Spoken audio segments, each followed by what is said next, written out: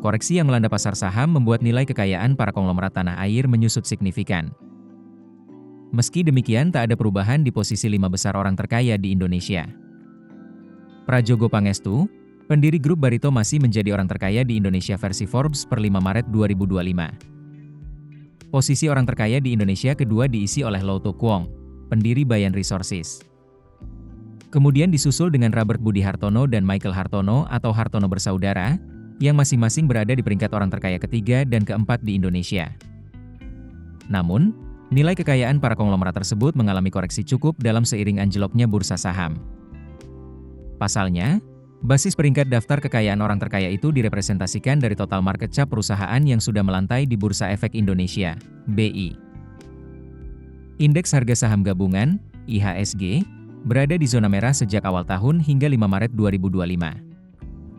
Menurut data RTI Business, secara year to date, YTD, IHSG sudah tercatat turun 7,75%. Koreksi ini seiring dana investor asing yang masih hengkang dari pasar saham Indonesia.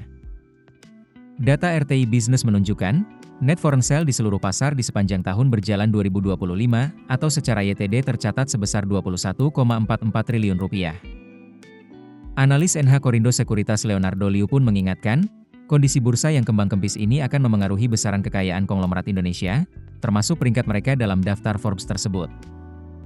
Prajogo Pangestu sendiri, walaupun tetap menjadi orang paling kaya di Indonesia, harta kekayaannya terpantau menyusut.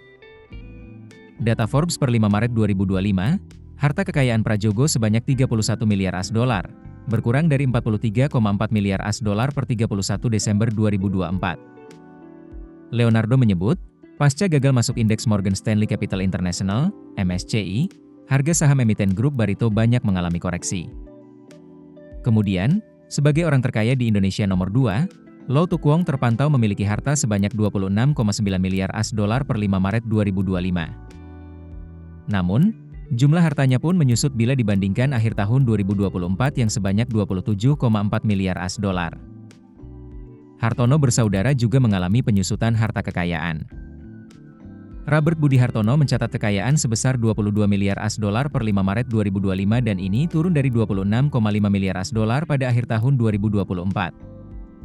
Pun Michael Hartono mencatat kekayaan sebesar 21,2 miliar AS dolar per awal tahun 2025, atau menyusut dari 25,5 miliar AS dolar pada akhir tahun 2024. Posisi kelima orang terkaya di Indonesia adalah Sri Prakash Lohia.